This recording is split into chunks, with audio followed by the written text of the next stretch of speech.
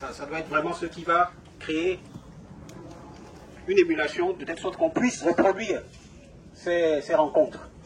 Et si nous respectons bien l'ordre et la bienséance pour la suite de la journée, on devrait pouvoir faire ce que nous voulons accomplir par la grâce de Dieu. Alors, j'attends que les dernières personnes debout puissent s'asseoir. Et on essaie de faire en sorte qu'il n'y ait pas de siège vide. Voilà, là par exemple, il y a de la place. Pourquoi pas certaines personnes ici. Il ne faudrait pas qu'il y ait des personnes isolées. Il faut absolument essayer de se regrouper.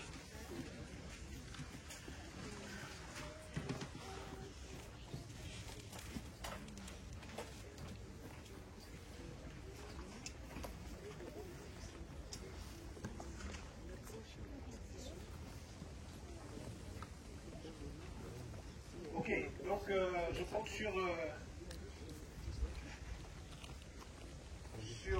la contribution de tous pour vraiment le genre de dynamisme. Alors que nous allons commencer. N'oublions pas que Dieu est un Dieu d'ordre.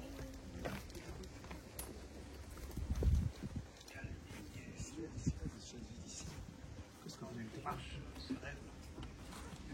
Non. Il n'y a que Dimi qui doit être debout.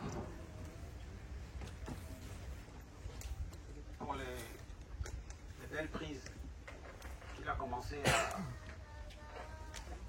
à prendre depuis quelques jours.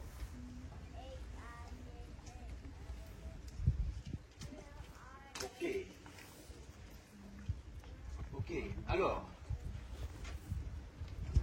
je cherchais Franck. Alors, je vais donner à Franck le porte-voix pour le micro, pour un mot de prière.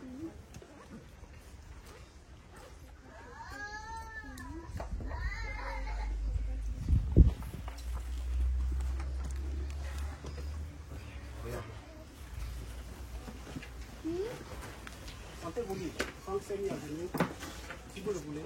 Si vous voulez pas, on est triste. Ok, prions.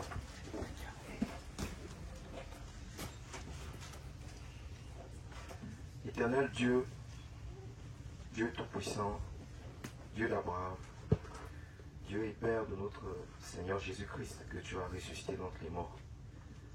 Nous te sommes infiniment reconnaissants de la grâce que tu nous fais aujourd'hui d'être vivants et d'avoir eu la capacité, la force de nous joindre en ce lieu que tu avais préparé afin que ceux qui te cherchent, éternel Dieu, communient autour du nom de ton Fils et de l'évangile de ton Fils. Dieu Tout-Puissant, toi qui prends plaisir à la miséricorde, encore aujourd'hui comme hier, distille à travers ta puissance, éternel Dieu, ce qui va délivrer, purifier, sanctifier, affermir, châtier, mais surtout donner la parole de la persévérance pour le retour de notre Seigneur Jésus-Christ. C'est pourquoi nous te demandons pardon si nous t'avons offensé en quoi que ce soit, éternel Dieu. Conduis cette journée et ce moment pour que tout soit fait pour ta gloire et que, éternel Dieu, au sortir d'ici, nous avions une meilleure connaissance de ce que nous ne connaissions pas et que tu montres l'état de nos cœurs pour que nous soyons parfaits comme ton Fils. Merci Seigneur pour tous tes bienfaits que nous ne méritons pas et que toute la gloire te vienne par les inspirations que tu vas donner aux uns et aux autres, par l'ouverture des yeux que tu vas communiquer et par la guérison que tu vas donner aux âmes qui seraient affligées ou malades. Merci Seigneur. C'est au nom de Jésus-Christ ton Fils que nous t'avons ainsi prié. Amen. Amen.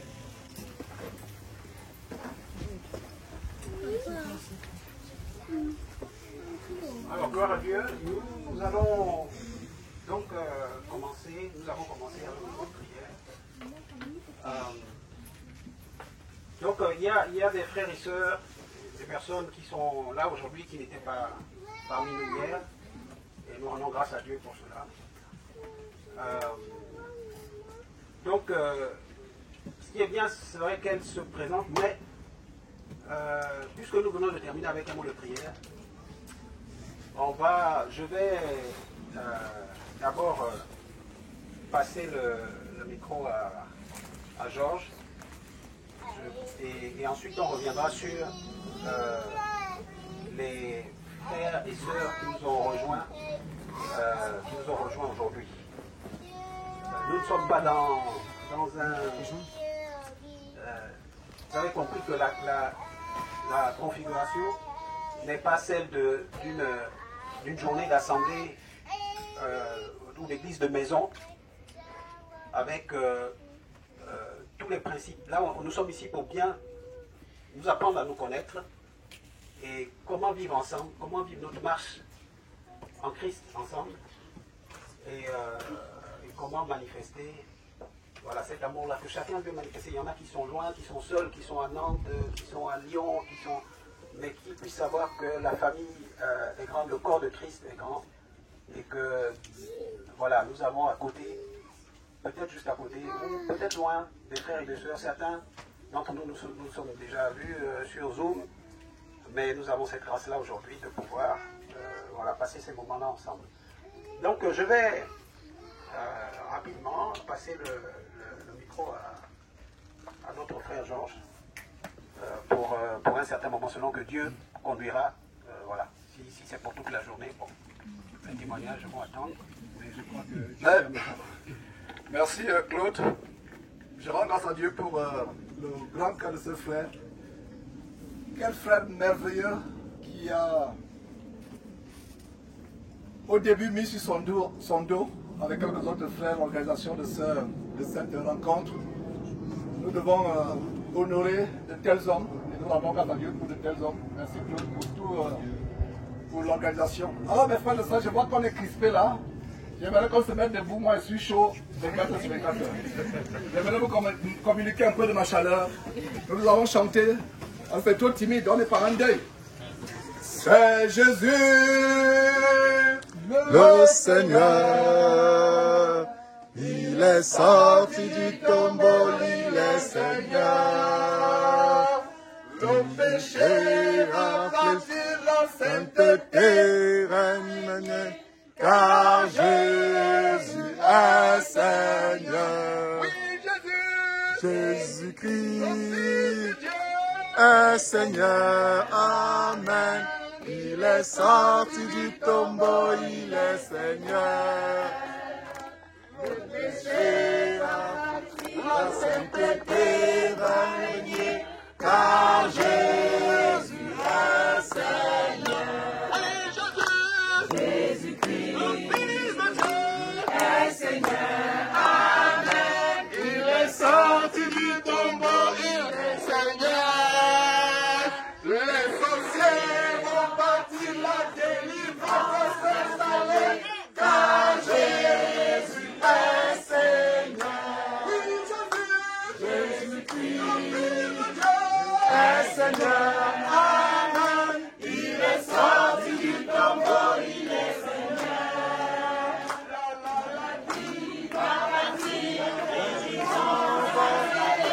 Car Jésus est Seigneur.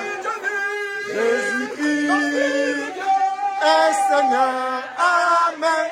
Il est sorti du tombeau, il est Seigneur. Et péché a sur nos confessera que Jésus est Seigneur. Jésus-Christ est Seigneur. Il est sorti du tombeau, il est Seigneur. La timidité va sortir, le courage va régner, car Jésus est Seigneur. Jésus-Christ est Seigneur, Amen. Il est sorti du tombeau, Seigneur. Nous fléchira, toute langue confessera que Jésus est Seigneur.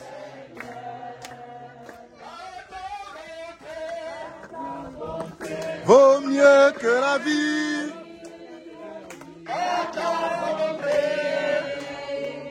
Vaut mieux que la vie. Mes lèvres célèbre tes louanges, car ta bonté vaut mieux que la vie. Car ta bonté vaut mieux que la vie. Car ta bonté vaut mieux que la vie. Mes lèvres célèbrent tes louanges, car ta bonté vaut mieux que la vie.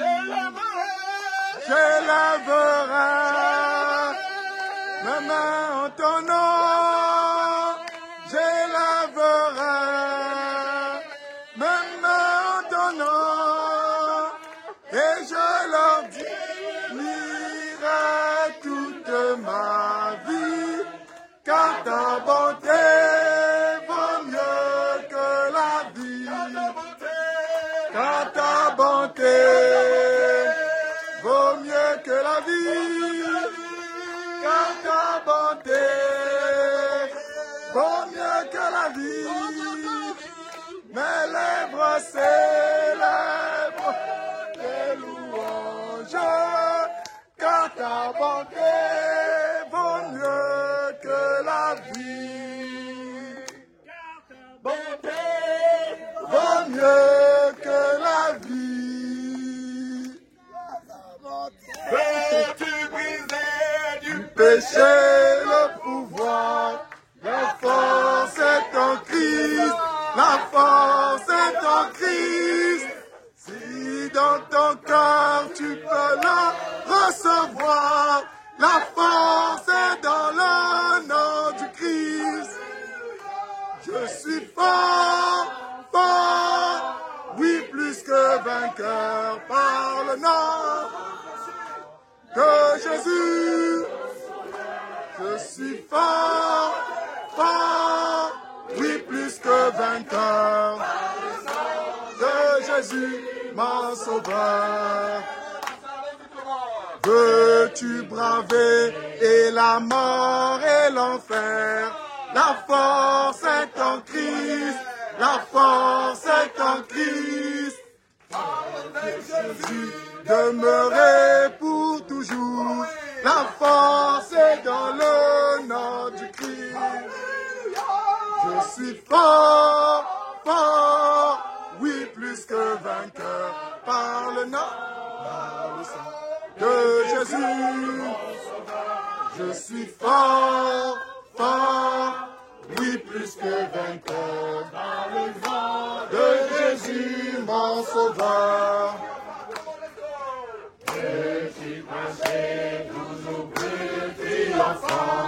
La force est en Christ, la force est en Christ.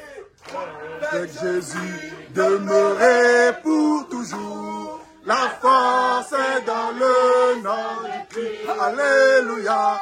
Je suis fort, fort, oui plus que vainqueur par le nom de Jésus. Je suis fort, fort, oui plus que vainqueur par le nom de Jésus, mon sauveur. Veux-tu du ciel t'approcher chaque jour? La force est en Christ, la force est en Christ. En Jésus-Christ demeurer pour toujours. La force est dans le nom du Christ. Je suis fort, fort, oui plus que vainqueur par le nom de Jésus. Je suis fort, fort, oui plus que vainqueur de Jésus, mon sauveur.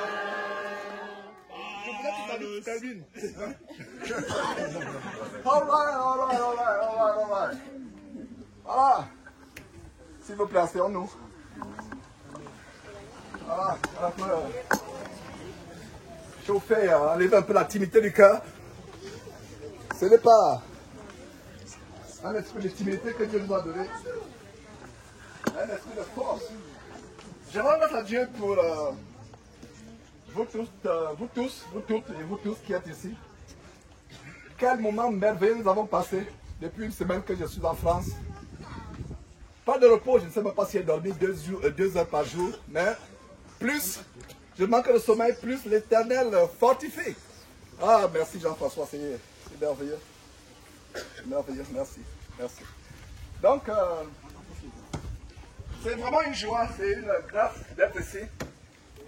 La première fois que j'étais en France, c'était en 2004, c'était pour les raisons de travail. 10 ans après, je suis revenu. En 2014, nous étions à Champigny-sur-Marne, petite église qui a eu des problèmes. Et je rends grâce à Dieu de ce que c'est presque 50% de la présence ici. Je rends grâce à Dieu. Il y a 10 ans, et curieusement, 10 ans encore, 2024, donc 2004, 2014, 2024, je suis à nouveau chez vous et c'est avec beaucoup de larmes que j'ai découvert ce qui se passe ici. Oh, mes frères français, quelle joie d'être avec vous, quelle joie d'être avec vous. Alors, nous allons commencer à la lancée d'hier. J'aimerais tout simplement exhorter les uns les autres. Je vous assure, je ne suis pas dit de me présenter devant vous. Nous avons une invitée qui nous tient à cœur, qui est venue. On ne pensait même pas la rencontrer. Elle va se présenter tout à l'heure. Elle n'en revient pas parce que le Georges qu'elle a connu, vraiment ce Georges-là, il est mort et enterré. Je vous assure, je ne sais pas s'il y avait quelqu'un de plus pécheur que moi par le passé. Et je ne me présente pas comme la plupart de ces abominables pasteurs vampires, dimorphes, enfants de malédiction que je dénonce avec hargne. Ils ne vous diront jamais leur péché. Je ne vous ai jamais caché ma vie, je ne vous ai jamais caché que je ne suis même pas digne de tenir le micro devant vous. Je me rappelle cet enfant témoin de Jéhovah que j'avais au Gabon, il fait le balayage. Jean-François, quand on fait le balayage, c'est raclé. Non, j'avais fait le balayage, j'avais raclé le petit enfant parce qu'il me donnait les brochures de témoins de Jéhovah. Bon, c'est une secte, mais quand même, je m'étais mal comporté. Un enfant de 10 ans, donc j'étais violent, je ne voulais même pas entendre parler de ce qui est véritablement Dieu. Et aujourd'hui, maintenant ici, chantant avec vous, c'est une grande joie. Pour vous qui êtes nouveaux, pour vous qui êtes encore dans les filets du péché, la fraude, le faux, l'adultère, ne vous culpabilisez pas. Vous n'avez pas des anges en face de vous. Tous ces frères qui sont autour de vous, c'est les gens que Dieu a délivrés du péché. Vous voyez par exemple là, quand vous voyez, je rends grâce à Dieu, voilà les t-shirts que nous avons conçus pour l'équipe, ceux qui sont portés volontaires. Je dis encore pour vous qui êtes nouveaux, il y a des gens qui me disent, Georges, pourquoi tout le monde n'a pas ces t-shirts? Est-ce que je peux en avoir? Je dis, frère, c'est pour les gens qui sont portés. J'ai dit, qui est volontaire pour organiser? Il y a eu 2, 3 jours après, j'ai encore eu 1. Les jours suivants, j'ai eu peut-être une vingtaine. Il y avait les femmes et il y avait une dizaine ou 12 frères. Donc, j'ai fait les t-shirts pour les 12 frères. J'aurais bien voulu que tous les autres aient ces t-shirts, mais c'était pour ceux qui se sont promptement déclarés volontaires. Donc, je leur ai fait une surprise. Je ne leur ai pas dit qu'il y aura des t-shirts. Et j'imagine que la prochaine fois qu'on va dire qui est volontaire, tous les frères vont lever la main pour dire qu'ils sont volontaires. Voilà, donc, regardez un peu ce qui est écrit. Jésus a changé ma vie. Et ça a été design. Quand j'étais encore aux États-Unis, je suis allé sur un site français. On a design et ça a été livré ici. Et le message qui est venu dans mon cœur, c'est nous devons prêcher un message d'amour. Vous savez comment je condamne. Il y a des gens qui disent, toi tu penses être le seul saint, tu condamnes. Mais aujourd'hui, vous allez voir un autre Georges. Celui qui a été délivré du péché. Et il a la passion pour que tout le monde aussi soit délivré du péché. Donc, Jésus a changé ma vie. Demande-moi comment. C'est le secret. Alors aujourd'hui, je vais évoquer quelques sujets avec vous. Ma prière, c'est qu'on ne rentre pas comme on est venu. Ma prière, c'est qu'il y ait une graine qui est sémée dans votre cœur, afin que cette graine puisse germer. Germer. Je pourrais peut-être intervenir de temps en temps, mais j'ai à cœur d'exhorter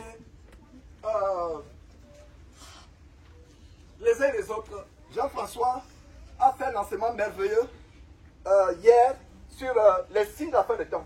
Et j'ai témoigné pour ceux qui n'étaient pas là que Jean-François, 3 semaines avant de venir en France, on a conversé et je me suis dit, il faudrait que Jean-François intervienne, enseigne. Je n'aurais le lui proposer. Je ne l'ai pas proposé. Et hier, quand il a pris la parole, je me suis dit, Seigneur Dieu, si c'est ta volonté qu'il enseigne ainsi, qu'il va enseigner. Et hier, il s'est levé et il a enseigné exactement ce que je voulais lui proposer d'enseigner. Et la vidéo en cours de téléchargement, dans 1 à 2 heures, sera publiée sur YouTube. On a commencé à publier quelques vidéos. Donc, ma prière, c'est que vous quittiez ici étant de nouvelles créatures transformées. Je vous assure que le problème numéro 1 de l'homme, c'est le péché. J'ai connu le péché à un très haut niveau. J'ai connu le péché, il y a des témoins. Je suis content qu'Adaswala, elle m'a connu. Et on s'est connu comment? Dans le contexte de l'amour du monde, la Libreville, le péché, les mauvaises compagnies, les boîtes de nuit tous les jours, les bars à prostituées, les bars des gens de mauvaise vie, l'orgueil, la vantardise, l'amour du monde, l'amour de l'argent, l'escroquerie, la fraude. Je travaillais dans la justice. À l'époque, un client vient me voir pour une affaire qui coûte par exemple 10 000 euros, je lui facture 5 000 euros. Oh, si je pouvais rembourser cet argent. Si je pouvais rembourser cet argent, que Dieu me fasse grâce de pouvoir même rembourser cet argent, même s'il faut que je vende mes sous-vêtements jusqu'au dernier sous-vêtement pour que je rembourse cet argent, ça me fait mal. Donc voilà l'homme que j'étais. J'étais dans le mensonge, la fraude, le faux, à un niveau terrible. Je vous assure qu'il n'y a pas plus faux que Camerounais. Camerounais, détendez-vous. Témoignez pour moi, je ne sais pas qu'en est-il de vous, mais c'est mon expérience. Hein? Peut-être vous avez dit, mais qu'en est-il des Nigériens?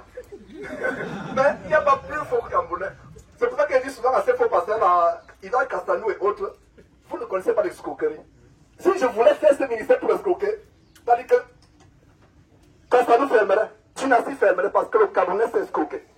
Alors j'ai pris la résolution, quand Dieu m'a touché, j'ai perdu ma vie dans cette affaire de circulation, je le rappelle ici, parce que ce qui s'est passé, pour ceux qui ne connaissent pas, ne partez pas sans ce témoignage, parce que les gens qui ont été invités, peut-être qu'ils ne partiront pas avec ce témoignage. Pourquoi je suis ici aujourd'hui?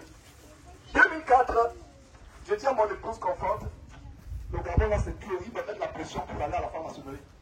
Je ne voulais pas aller à la franc-maçonnerie. Vous savez, au Gabon, pour vous élever, il faut être franc-maçon. Et j'étais avocat d'une femme qui s'appelait Marie de Sebe, c'était l'avocate du gouvernement gabonais. Vous voyez le pouvoir, vous êtes dans un cabinet d'avocat, vous défendez le dossier de l'ancien roi du Gabon. Donc j'avais le pouvoir. Les colonels ne me faisaient pas peur, je pouvais même tutoyer le ministre. Parce qu'ils savaient que c'est moi qui défendais. Je suis dans le cabinet, parce que c'est moi qui individuellement, mais je suis dans le cabinet de celui qui défend les dossiers du gouvernement. Alors regardez l'environnement dans lequel j'étais. Un environnement de beaucoup d'argent, de beaucoup de pouvoir, de trafic d'influence. Alors je lui ai dit, je sens la pression pour ceux qui sont du Gabon, pour ne pas vous élever. Parce que quand vous commencez à vous élever, vous avez une belle voiture, un bel environnement, une jolie maison, on va vous demander qui est votre parent. Ça veut dire que qui vous a initié à la franc-maçonnerie. Donc je sentais la pression. C'est pour ça que j'ai dit confort. Je l'ai montré là, c'est plus tard que je lui ai expliqué. Je suis arrivé aux États-Unis. Si j'entre en détail, on va faire 2 jours ici. Alors je voulais faire 45 minutes pas plus. Alors, nous sommes venus aux États-Unis. Pour faire une histoire très courte, ça a été difficile, il y a eu des gros et des bas. Quand je regarde en arrière, je dis waouh! Ça c'était justement comme Abraham qui allait vers un lieu inconnu, ne sachant pas où il allait. Alors j'arrive aux États-Unis en juillet.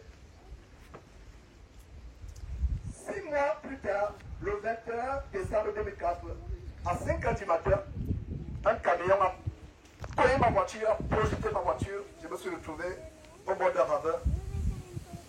Enfin, j'étais mort. C'est après avoir expliqué ce qui s'est passé.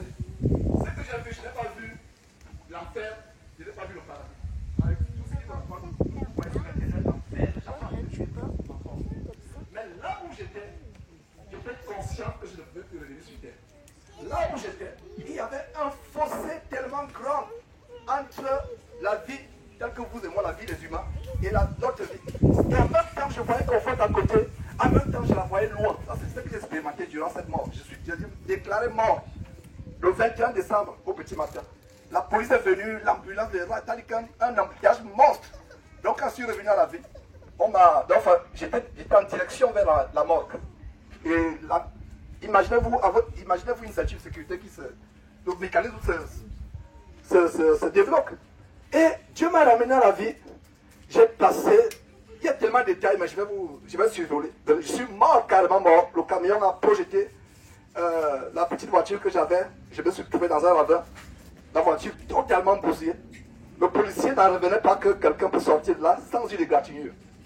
Je vous assure, j'ai passé un mois, j'étais comme mourant. Quand on me demandait, mais Georges, est-ce que ça va bien? Si elle n'était pas croyante, elle m'aurait envoyé dans un centre psychiatrique. J'ai passé un mois de folie. Quelle folie, parce que je ne savais pas où j'étais. Je vous dis un mois. Quand il dit même un mois, c'est même au moins. Je ne savais pas où j'étais. Quand on traversait la route, il devait m'attraper à la main pour qu'on traverse la route. Nous suivions les cours d'anglais. C'est en 2004 que nous sommes arrivés aux États-Unis. Nous suivions les cours d'anglais. Donc il devait m'attraper parce que des fois je marchais comme cela. En fait, j'avais tous mes sens. Je comprenais ce qu'on me disait. Mais je ne savais pas si j'étais sur terre. Ça fait un mois. Je ne me rappelle plus comment c'est fini. Alors, les amis, frères et sœurs en Christ et chers invités, la vie a commencé à changer. Je ne voyais plus le monde pareillement. Le but pour lequel j'étais allé aux États-Unis, c'est pour être tellement riche. J'avais dit à mon beau-frère, je vais revenir dans 10 ans avec un avion privé. Et ma famille, ils me connaissent ambitieux. Pour ceux qui m'ont connu, même mes collègues avocats du Gabon, il y a même 2 qui sont ministres, celui avec qui j'avais le cabinet, Nkeya Francis. Et s'il écoute cette vidéo, je peux tout simplement lui dire, tout cela est passager. La vie du monde. Donc, il pensait qu'il était fou. Je vous assure que j'avais une ambition diabolique. J'avais une ambition, et mes parents même savaient cela. Aujourd'hui, ils trouvaient que je suis fou. Et des fois, ils disaient, mais qu'est-ce que ce Gabonais a fait à notre enfant? Alors que confort n'y est pour rien. Des fois, ils pensent que je suis fou. Mais je suis devenu fou pour Jésus-Christ parce que le Seigneur Jésus-Christ a changé ma vie. Alors, bien après, oh frère, la vie n'était plus pareille. Les ambitions que j'avais n'étaient plus pareilles. J'avais décidé de partir à l'école des avocats à l'université de Houston. Je m'étais déjà inscrit parce qu'ils ne reconnaissent pas les diplômes français. Il fallait recommencer à zéro. J'avais été admis. Et je me dis, bon, il est temps d'annuler. Donc, pour faire court, ma vie a commencé à changer petit à petit, de manière processuelle. J'ai commencé à me dépouiller, et c'est ainsi que de manière au fur et à mesure que les jours passaient, Dieu m'a fait comprendre que cet accident que j'ai eu, c'était pour être à part, pour le servir. J'ai conclu avec cette histoire d'accident. J'ai donc commencé à relire la Bible. J'étais dans une secte de Way International pendant 24 ans. J'ai recommencé à lire la Bible. À zéro, à lire la Bible, et Dieu a commencé à me révéler des choses qui étaient pourtant là, c'est noir et blanc. Par exemple, qu'on dit, la femme ne peut pas enseigner. Par exemple, la vente de livres, vous voyez ces personnes qui vendent les livres, qui vendent le séminaire, qui vendent tout. Alors que Dieu nous a dit en Matthieu chapitre 10, verset 8, vous avez reçu gratuitement, vendez, c'est ça? Non, vous avez reçu gratuitement, donnez comment? Gratuitement. Alors je me suis dit, mais la secte dans laquelle je suis, ils vendent les livres, ils vendent les brochures, ils vendent tout. Mais pourquoi ils vendent? Je les ai confrontés. Il me dit, non, toi l'Africain là, tu as un problème. Depuis que tu es venu ici, il faut t'adapter. Nous on vend les choses parce que c'est la culture américaine. J'ai dit non, votre culture américaine ne peut pas remplacer la parole de Dieu. Et Foubé, courageux comme j'étais, je n'ai tenu tête jusqu'à ce que le grand pas supporter les abominations qui se passaient là-bas. Le sexe avant le mariage, les gens qui divorcent les maris. La fraude, toutes sortes d'abominations, la vente des livres, les femmes qui enseignent la parole de Dieu, et toute autre chose, je me suis tout simplement séparé. Et j'ai vu comment ma vie a changé. Je ne suis plus la même personne. Je suis devenu une nouvelle créature pour quelqu'un qui m'a connu par le passé, ne peut plus me reconnaître. Donc, ayant dit cela, mes frères et sœurs, je vous encourage à tenir ferme, à ne pas vous décourager dans les tribulations, dans les persécutions, à savoir que si Dieu est avec nous et on le cherche, il va se manifester. C'est souvent difficile, il y a des jeunes gens ici, c'est difficile de laisser la cigarette, il y a l'accoutumance, voilà les choses perverses aujourd'hui, l'homosexualité, le lesbianisme, et les frères m'ont pris au piège, mais c'est un bon piège. Ils m'ont dit, frère, on va prêcher, quelque part, ils savaient que je devais prêcher. Je suis allé à quelque part, un endroit là, le métro, à plusieurs métros, ça ne veut pas où on était. Et dès que j'ai fini de prêcher avec la présence policière, j'ai même prêché devant les policiers. Je me suis tenu devant les policiers, ils étaient en ligne avec le fusil, je me suis mis devant eux, j'ai commencé à dire, vous devez aussi vous repentir. Vous n'êtes pas de l'être, etc. Et je prêchais, c'est-à-dire pour moi c'était les anges, ne voyaient plus les policiers. Et c'est comme ça que vous prêchez, ne voyez plus la police. Donc j'ai prêché. prêché devant les soldats de Macron. Et j'ai même dénoncé Macron devant eux. J'ai dit Macron là c'est le parti, la pédophilie, l'homosexualité, donc je me rappelle. Et quand je suis parti de là, les frères me disent frère, nous avons le plus annoncé que tu viens de prêcher dans le quartier général des homosexuels à Paris. Ah! Elle dit frère, vous êtes passionné là? Elle dit oui. Tu as prêché, c'est bon, on peut retourner. Elle dit frère, vous êtes... Non. Et j'ai rendu grâce à Dieu, vous voyez. Peut-être qu'il m'aurait dit, je me serais découragé, mais je ne pense pas que je me serais découragé. Je suis prêt à mourir pour l'évangile. Je ne m'aimerais pas que vous m'imitiez, mais moi, je suis prêt. Dans ta vie, j'ai eu une joyeuse vie. Dans quel restaurant je suis pas parti? Quelle voiture je n'ai pas conduite? Donc, j'ai eu une belle vie. Mais une vie de péché. Je vais avoir cette vie calme dans la campagne. Regardez comment, je ne sais pas par exemple, on a choisi, comme aux États-Unis, c'est comme ça. Une vie calme.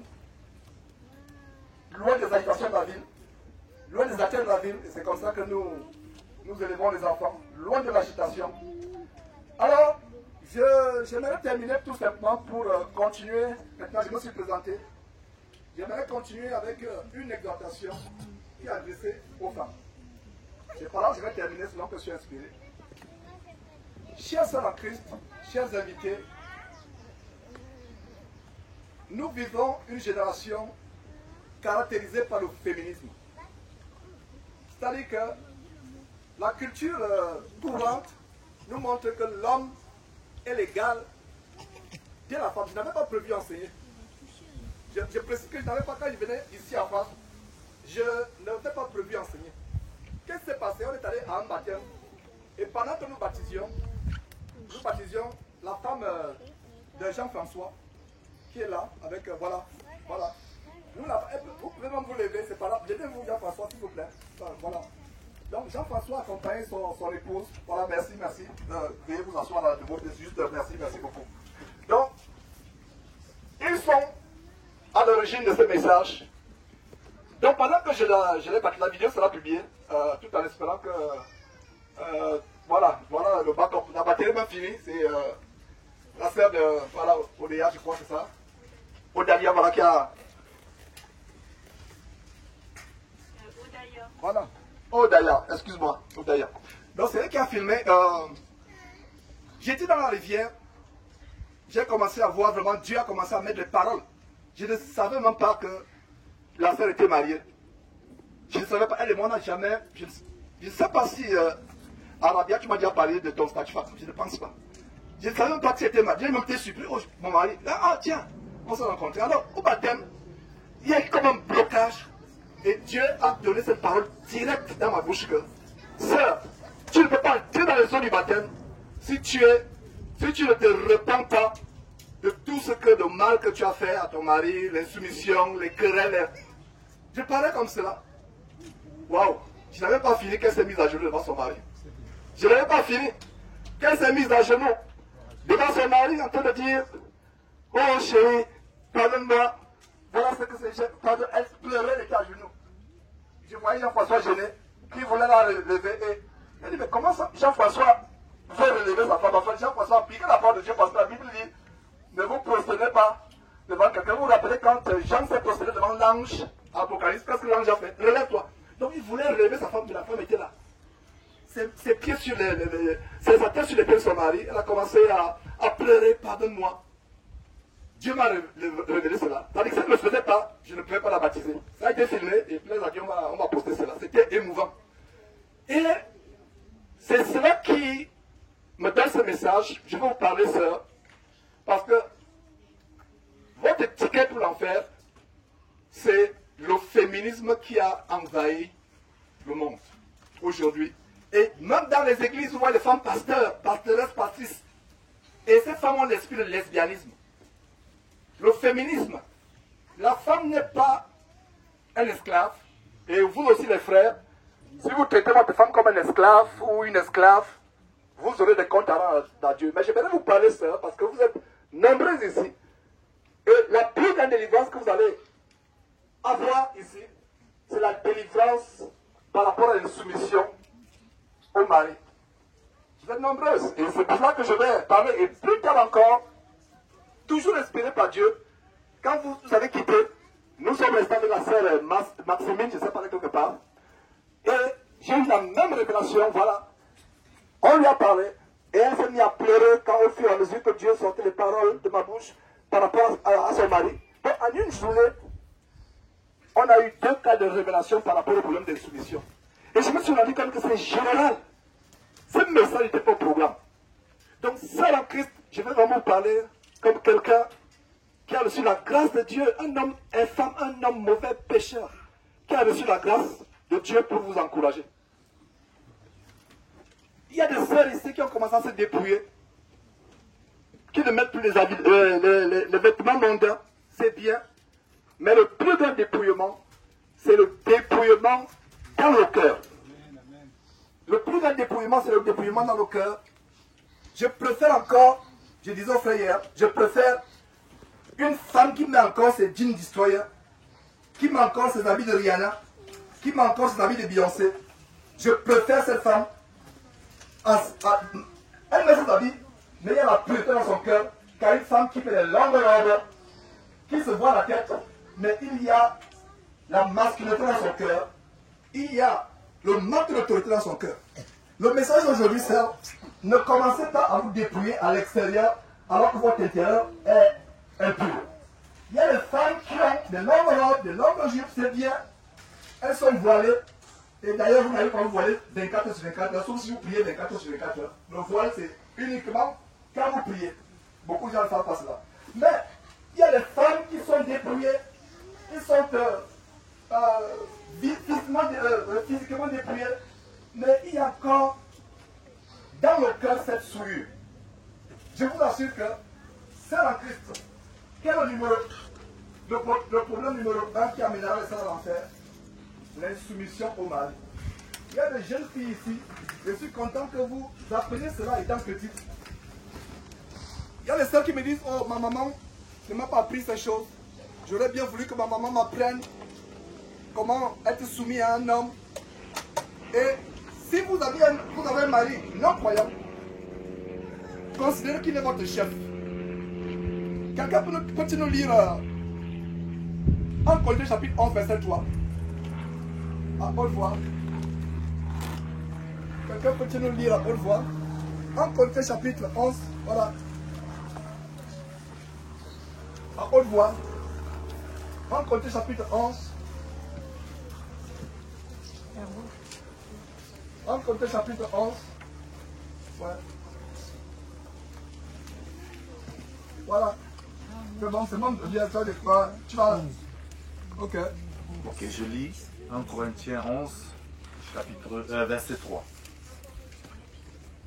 Je veux cependant que vous sachiez que Christ est le chef de tout homme, que l'homme est le chef de la femme et que Dieu est le chef de Christ. Amen. Voilà. Je veux que vous sachiez, de ma part, tu vas lire plusieurs autres versets s'il te plaît. Je veux que vous sachiez que Christ, Dieu est le chef de l'homme. Dieu est le chef de Christ, pardon. La hiérarchie. Dieu est le chef de Christ. Christ est le chef de l'homme. Et l'homme est quoi? Voilà. Donc c'est en Christ.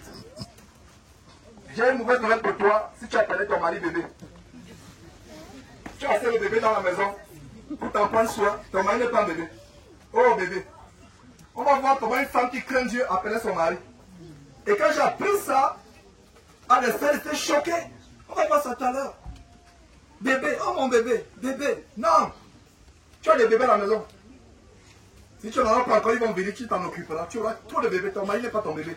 L'homme est le chef de la femme. Seul en Christ. Nous allons être crus. Pas crus pour scandaliser, mais être réel. Ça veut dire que vous parlez. Un frère, un grand frère, ou un petit frère, par rapport aux uns aux autres. Quand votre patron, au travail, vous appelle, vous sœurs, comment lui répondez-vous? Comment lui répondez-vous? Votre patron au travail. Vous avez de la déférence, n'est-ce pas? Votre ton est respectueux. Pourquoi? Parce que il vous donne le salaire. parce que vous êtes respectueux, le salaire qu'il vous donne, qui vous fait être respectueux, n'a rien à voir au salaire que Dieu nous donne, le ciel. Si tu es respectueux de ça à ton patron, parce que tu attends un salaire, tu ne veux pas être viré. Tu veux avoir un CDI. CDI, c'est encore passé la tête. C'est ce que j'ai appris il y a quelques jours. CDI, c'est quoi encore là? Contrat de durée. Ah, voilà. Non, on passe aux États-Unis. On t'engage, 2 heures après, on te met à la porte. Toi aussi, si tu trouves un meilleur boulot, 1 heure après, sur LinkedIn, tu dis, patron, bye. Stopper le training. Donc, tu veux avoir un CDI. C'est difficile d'avoir un CDI pour certains. Tu es là, oh, patron, ça va très bien. Patron, est-ce qu'il y a quelque chose à faire? Patron, j'ai pas encore resté 2 heures. Patron. Ça, c'est le patron. Parce qu'il y a un salaire. Mais le mari vient le soir, tu es dans la sur Twitter. Voilà comment le fléau. Les femmes qui parlent à longueur de journée, Twitter, TikTok, etc. C'est pas Dieu qui protège la maison des gens. Ils sont là. Twitter. Chérie, j'ai une journée. Tu n'as même pas pour qui est le mari. Oh, j'ai faim, quand elle est même gentille, vous savez la direction c'est quoi? Le micro-ondes. Quand elle est un peu plus grincheuse, elle dit, toi on va te servir. Est-ce que vous voyez la différence? Vous parlez à votre patron, vous êtes gentil, parce qu'il y a un salaire. Mais je vous assure qu'il y a un salaire plus grand. L'entrée, c'est le plus grand salaire. Et le verset qu'on vient de voir, la plupart des sœurs, malheureusement que je connais, ont des maris incroyants. Je commence par les sœurs qui ont des maris incroyants. Avant d'aller aux sœurs qui ont des maris croyants. Sœur en Christ, ton mari ne craint pas Dieu. Ton mari est incroyant. Il est même musulman, magicien, sorcier. Il demeure toujours, comment? Qu'est-ce qu'on a Ton vu? chef. L'homme est le chef de la femme. Est-ce qu'il a dit que l'homme chrétien? Ça va que j'espère que vous me comprenez. Il n'a pas dit l'homme chrétien est le chef de la femme. Il a dit l'homme est quoi? L'homme poids. Pire encore les femmes qui veulent évangéliser leur mari. Il y a un frère ici parmi nous, peut-être qu'il pourra témoigner plus tard.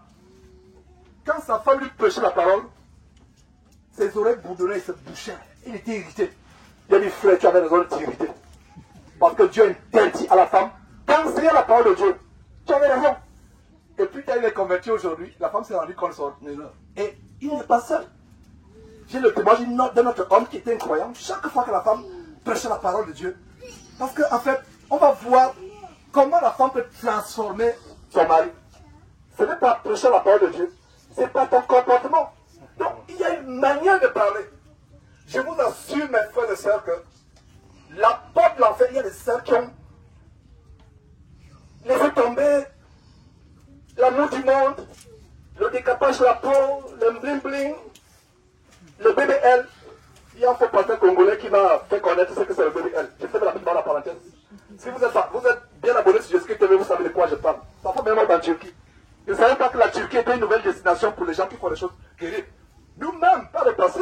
Je connais des gens, j'ai des amis, mais pas pour ceux qui faisaient ces choses. Peut-être moi aussi, j'aurais fait le BBL maintenant pour ressembler à Michael Jackson avec un nez moins épaté.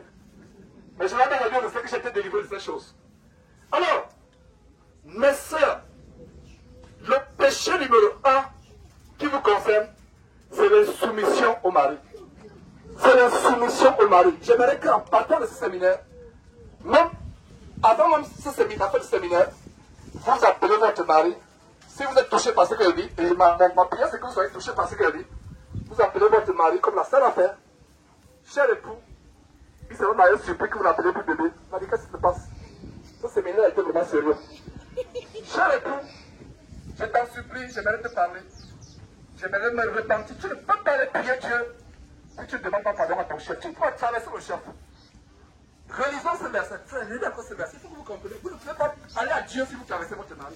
Qu'il soit chrétien, sorcier, franc-maçon, peu importe. Vous ne pouvez pas aller à Dieu. Ne priez même pas Dieu, ça. Cessez de prier Dieu si vous ne respectez pas votre mari. Ce n'est pas la peine. 1 Corinthiens 11, verset 3. Je veux cependant que vous sachiez que Christ est le chef de tout homme Et que l'homme est le chef de la femme. Voilà, merci. Et que Dieu est le chef de Christ. Voilà, hiérarchie. Ça veut dire quoi? Notez très bien ça en Christ, cette hiérarchie. Il y a qui d'abord? Dieu. Nous allons à Dieu par passant par qui? Vous comprenez là où je vais en venir? Je reprends. Nous allons à Dieu en passant par qui? Et la femme, tu vas à Jésus-Christ et Dieu en passant par qui? Applaudissez pour la parole de Dieu.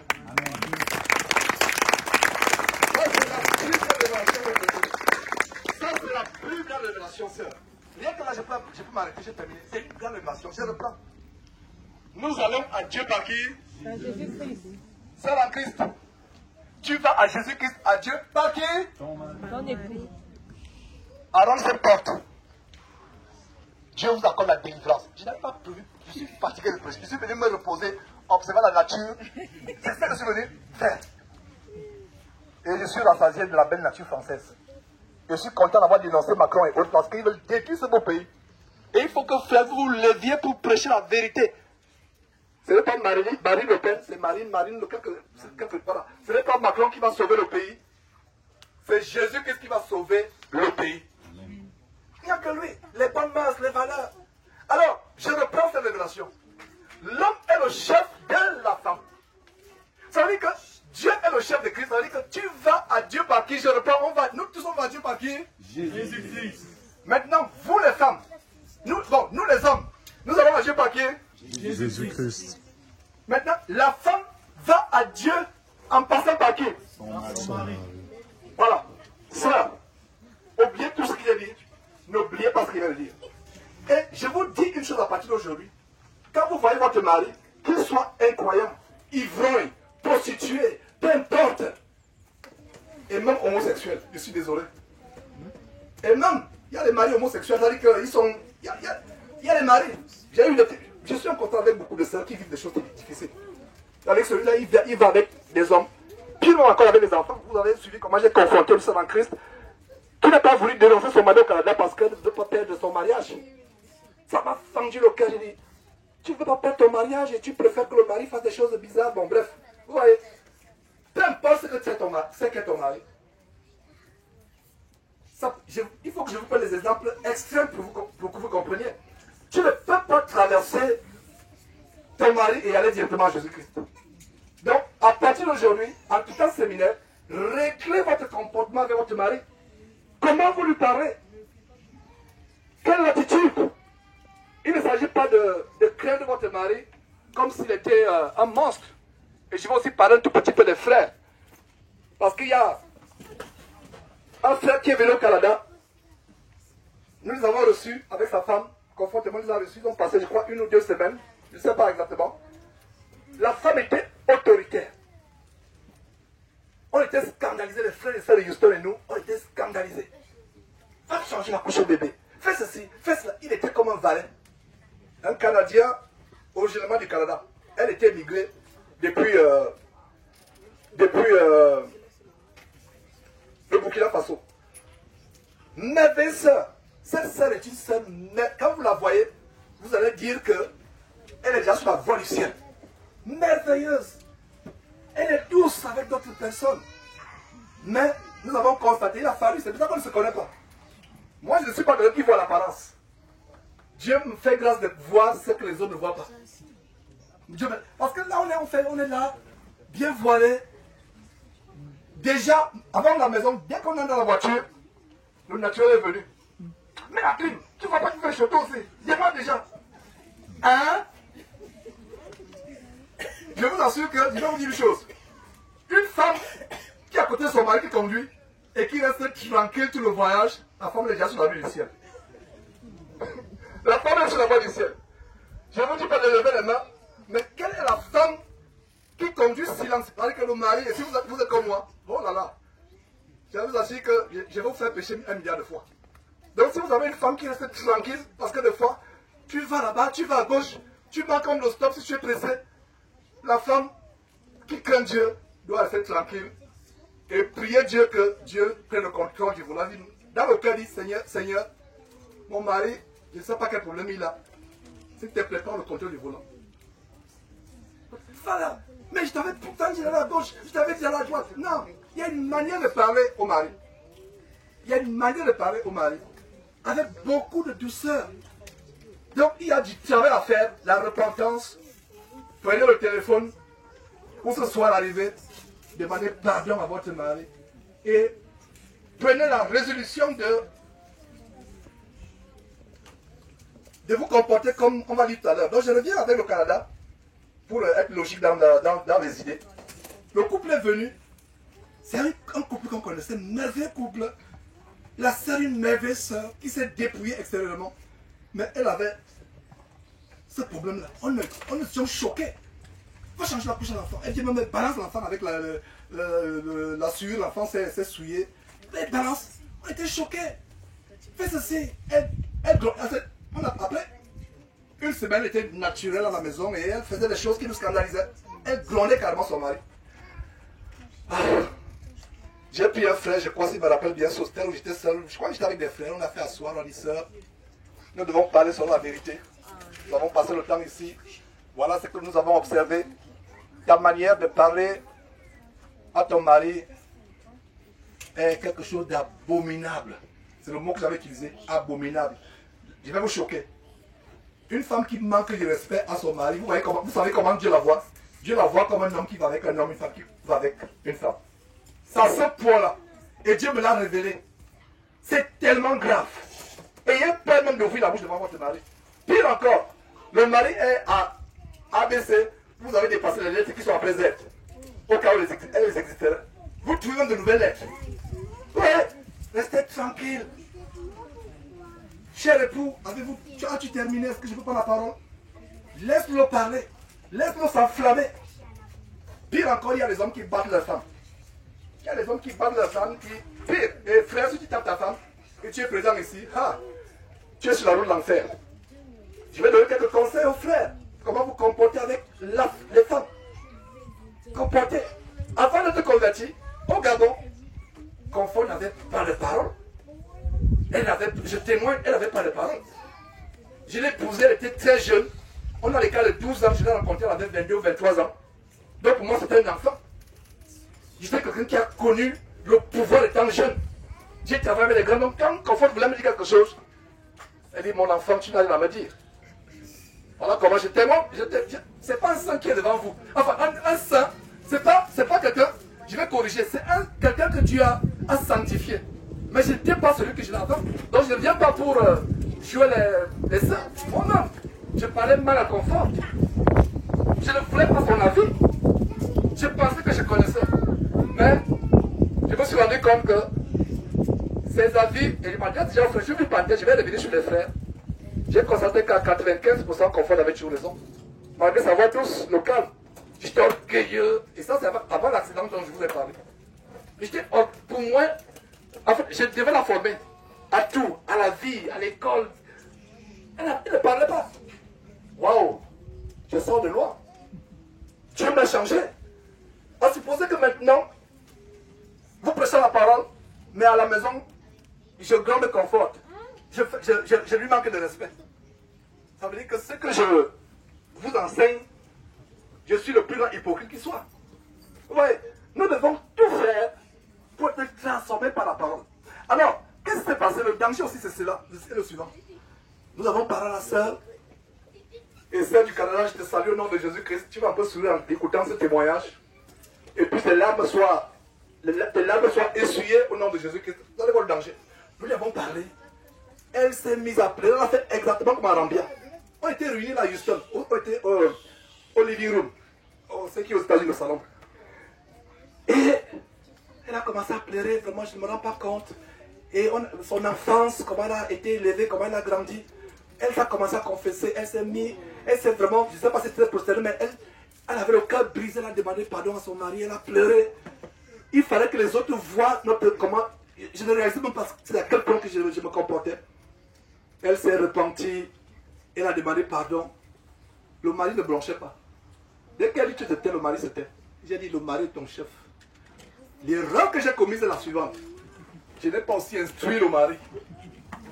Quand le mari est retourné au Canada, jusqu'au jour où je vous parle aujourd'hui, chaque jour qu'elle élevait la voix, le mari lui seul, elle ne veut même pas élever la voix.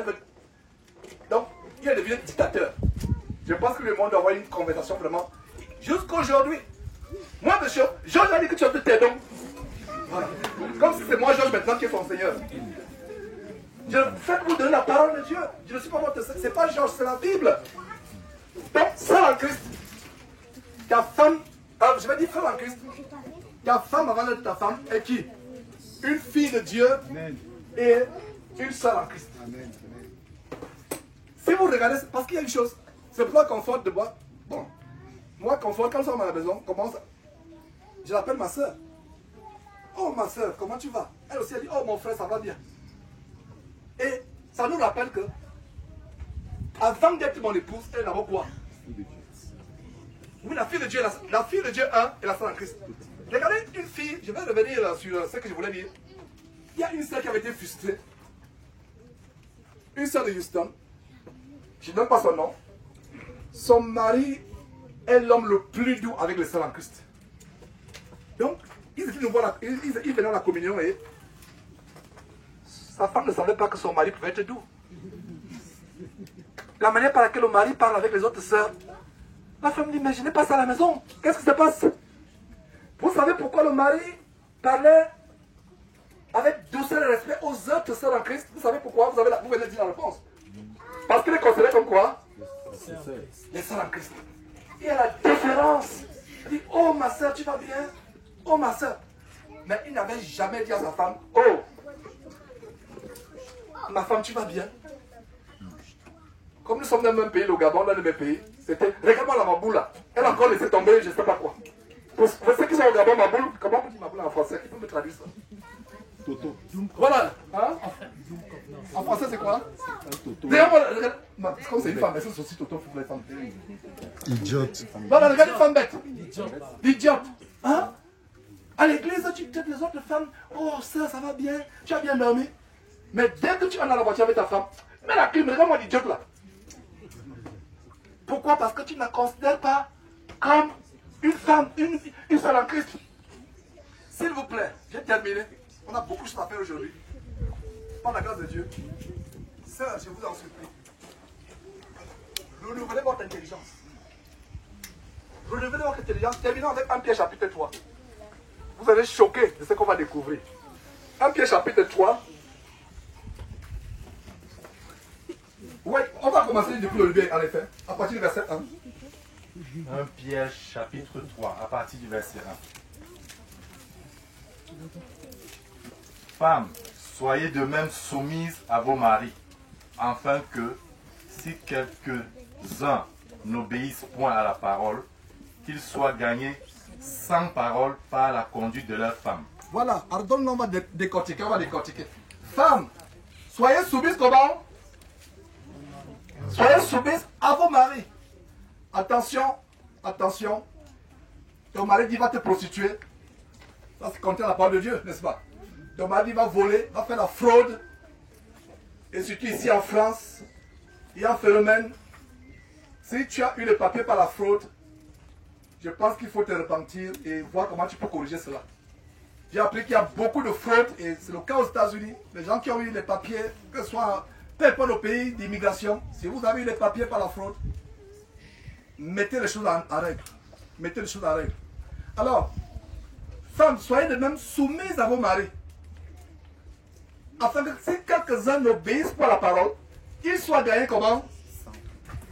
Sans parole. Ils soient gagnés en ouvrant la Bible. Tu ouvres la Bible, toi la femme, pour l'enseigner? Non. Sans parole. Ça veut dire que la manière par laquelle tu gagnes ton mari, c'est sans la parole. Mais la soumission. Voilà. Verset 2. En voyant votre manière de vivre chaste et réservée. Le mari chrétien ou un croyant doit voir la manière par laquelle tu es comme chaste et réservé. C'est-à-dire que quand vous êtes dans la maison, on ne sait même pas s'il y a une femme ou s'il n'y a pas de femme. Chaste, réservé. Même pour tout le monde, homme ou femme, la Bible dit que la bouche qui parle beaucoup ne manque pas de faire quoi? De pécher. Quand tu parles. La réserve. Une femme sage, quand elle ouvre la bouche, c'est pour dire quelque chose qui est nécessaire. Elle parle quand c'est nécessaire. Continuons, frère, s'il te plaît.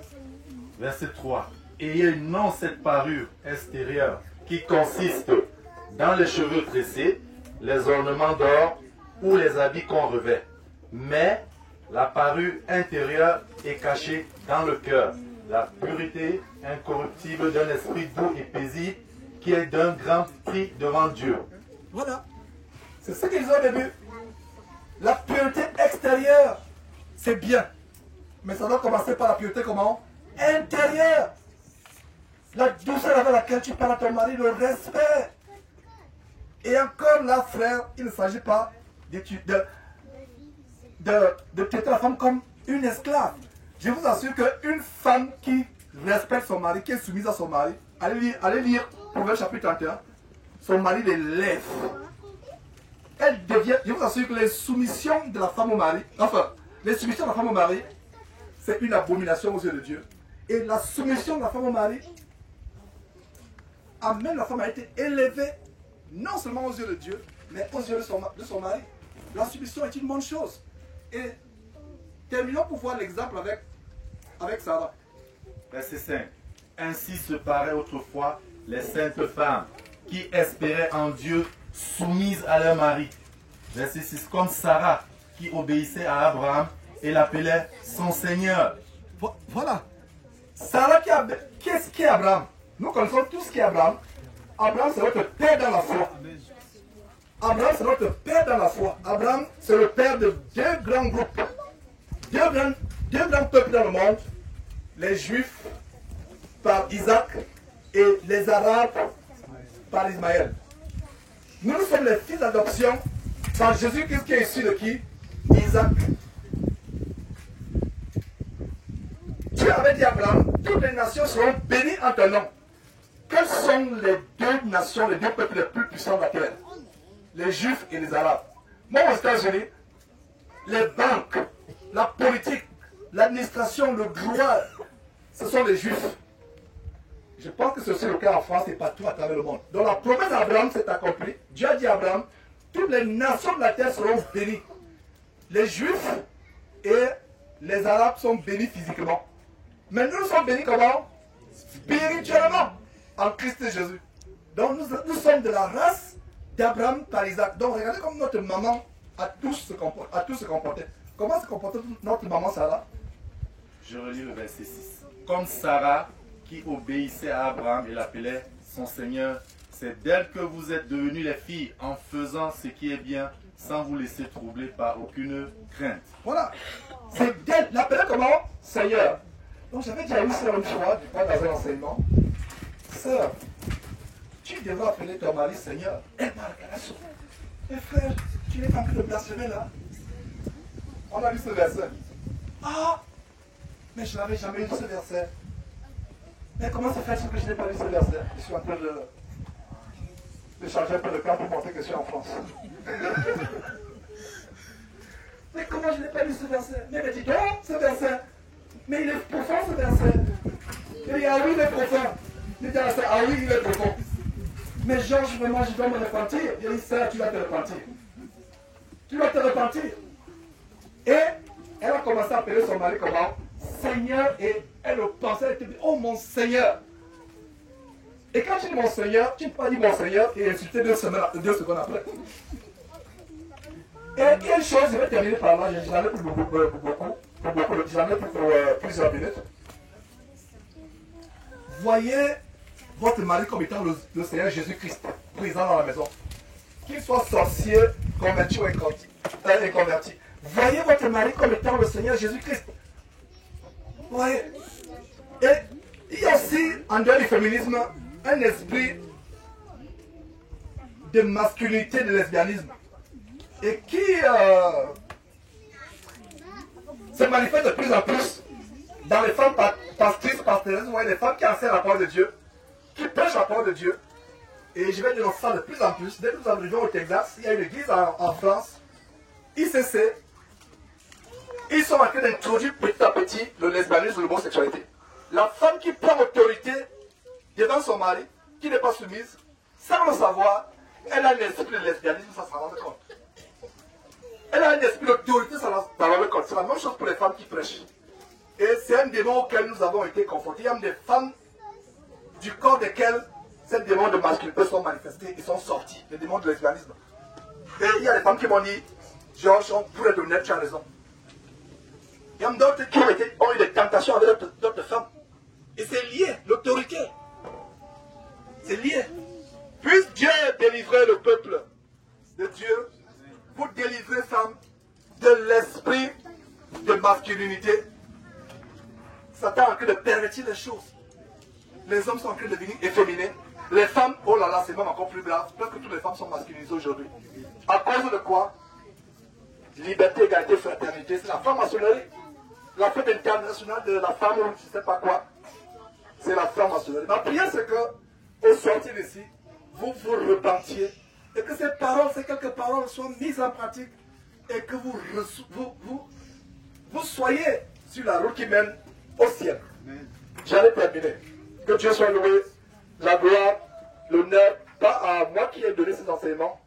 La gloire et l'honneur à Dieu seul au travers de son Fils Jésus-Christ qui est le chef de l'Église, qui est notre chef, par qui nous avons pour prier Dieu. Je dis Amen. Amen. Amen.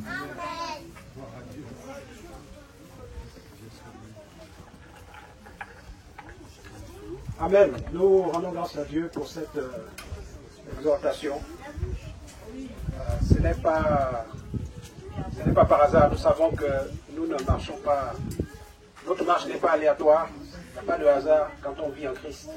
Si nous avons écouté ce message aujourd'hui, que ce soit pour les bien-aimées sœurs, les femmes ou les hommes, ce qui a été dit sur les hommes, c'est que Dieu en a voulu qu'il en soit ainsi. Et il nous accorde une grâce de plus. On a une opportunité de plus de pouvoir changer. Parce que nous avons, pour beaucoup d'entre nous, beaucoup de blocages. Et nous pensons chercher souvent la solution très loin. Alors qu'elle est juste là, elle est à côté. Cette obéissance, cette soumission, ce respect de la femme pour nous les hommes, la considération qu'on doit avoir pour eux. Donc, pour elle, pardon. Donc voilà, nous étions là en fait dans une, on considère que c'est une session, nous avons une exhortation. Cette session est clôturée, on l'a clôturée, c'est terminé. Hier, nous avons eu cette merveilleuse grâce de pouvoir connaître un peu chacun d'entre nous. Nous sommes présentés. Et il y en a parmi nous aujourd'hui qui n'étaient pas là hier. Et il serait bien de poursuivre dans le même élan. Donc nous passons là vraiment dans une autre étape, une autre phase. Je dis bien que l'exhortation est close, ce n'était pas prévu. Comme nous le disions hier, nous avons décidé de nous laisser conduire selon que Dieu veuille nous accorder sa grâce et nous donner ce qui est bon pour nous.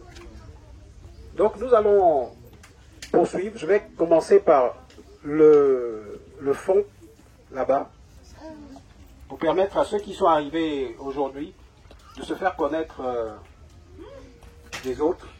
Parce que n'oublions pas que c'est l'objectif aussi, c'est l'un des objectifs majeurs, c'est-à-dire que nous puissions nous connaître et que nous puissions manifester cet amour, cette amitié fraternelle qui est essentielle pour une vie en Christ.